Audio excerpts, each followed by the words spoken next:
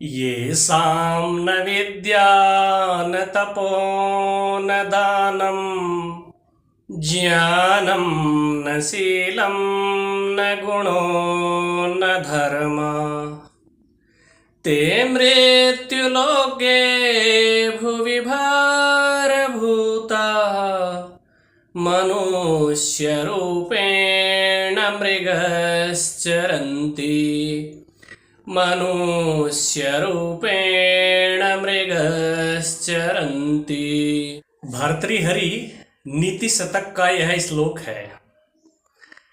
इसमें ऐसे व्यक्ति के विषय में बताया गया है जो किसी कार्य के योग्य नहीं है, अर्थात उसकी कोई उपयोगिता नहीं है। जो व्यक्ति उपयोगी नहीं होता है, लाभकारी नहीं होता है, पुरुषार्थी नहीं होता है, मेहनती नहीं होता है, किसी को उससे कोई लाभ नहीं होता है, बल्कि वो एक प्रकार से भार जैसा होता है दूसरे लोगों के ऊपर। तो ऐसे व्यक्ति के विषय में बताया गया है कि ये साम न विद्या न तपो न दानम। जिस व्यक्ति के पास विद्या नहीं है,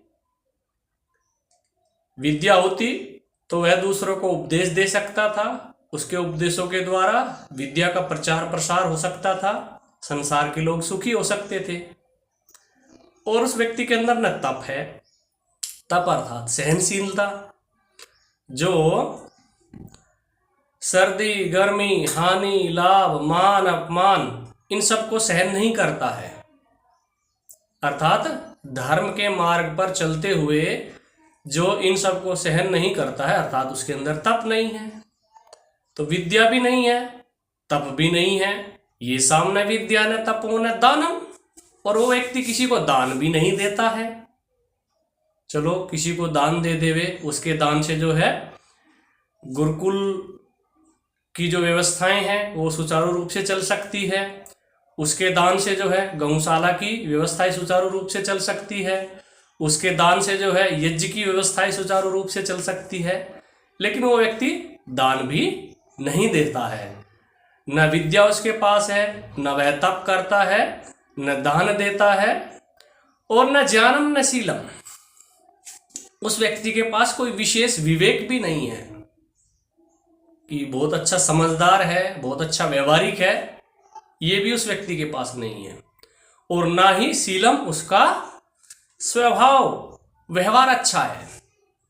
शील अर्थात स्वभाव भी उसका अच्छा नहीं है, कटु स्वभाव है, उचित व्यवहार नहीं करता है, अनुचित व्यवहार करता है, सुखकारी व्यवहार नहीं करता है, बल्कि दुखकारी व्यवहार करता है। तो बहुत ही सुंदर है ये श्लोक। ये साम न विद्या न तपो न दानम ज्ञानम न शीलम न गुणो न धर्म।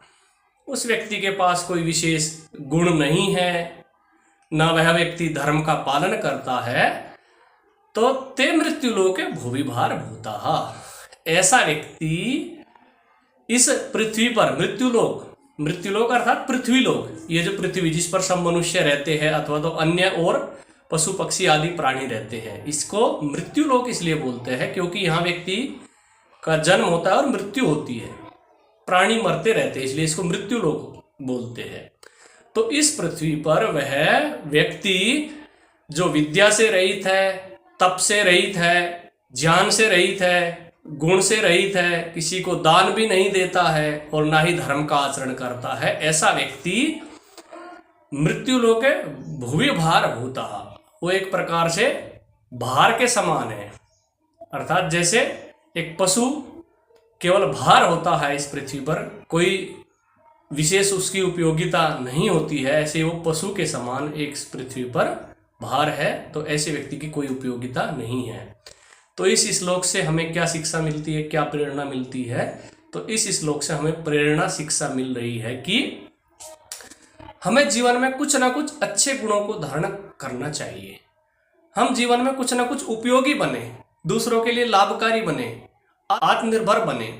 पहले तो हम खुद का जीवन निर्वाह करने की सामर्थ्य रखने वाले हो, दूसरों के ऊपर भार ना हो, परिवार के ऊपर या किसी संस्था में रहते संस्था के ऊपर। ऐसे हम गुणशील हो, विद्या हो अथवा तो तप हो, दान हो, ज्ञान हो, कुछ ना कुछ हमारे अंदर अच्छाई के गुण होने चाहिए। हाँ, या तो हम धन कमाए, या हम विद्या पढ़े, या हम सेवा करें, या हम देश की रक्षा के लिए कुछ करें, कुछ ना कुछ व्यक्ति के अंदर गुण होने चाहिए। और बिना गुण के ही खाली घर पे बैठे बैठे सब कुछ खाने पीने को, ऐसो आराम करने को मिल जाए, तो ऐसा व्यक्ति किसी काम का नहीं है। आजकल देखने को भी मिलता है ना, लोगों को घर पर ही सब कुछ चाहिए, गेहूं भी चाहिए, राशन तेल भी चाहिए, सरकार से फ्री का चाहिए, सब कुछ फ्री का लो और खाओ और सो जाओ। तो सरकार भी यदि ऐसे लोगों को खाने को, और इस तरह के जो निकम्मे लोग हैं, जो मेहनती नहीं है, पुरुषार्थी नहीं है, कर्महीन जो लोग हैं, उनको खाने पीने को देती है, तो वो भी ठीक कार्य नहीं है। ऐसे लोगों को निकम्मा बनाया जा रहा है, ऐसे लोगों को भार बनाया जा रहा है पृथ्वी पर, तो वो उचित नहीं है सरकार को। बल्कि ऐसे लोगों को प्रेरणा देनी चाहिए, ऐसे लोगों को पुरुषार्थ के लिए अग्रसर करना चाहिए, ताकि सभी लोग पुरुषार्थी बने, कुछ ना कुछ अपने जीवन में गुणों को धारण करें। तो बहुत ही उत्तम प्रेरणा इस श्लोक से जो है हमें प्राप्त होती है। हमें जीवन में गुणों को धारण करना चाहिए, अधिक से अधिक गुण हम अपने जीवन में धारण करें, और संभव हो सके तो दोषों को जो है हम दूर करते चले जाए, अपनी कमियों को हम दूर करते चले जाए। तो इस श्लोक से प्रेरणा लेकर के हमें भी अपने जीवन में अग्रसर गुणों के प्रति, गुणों की प्राप्ति के प्रति होना चाहिए। अब विराम। ओ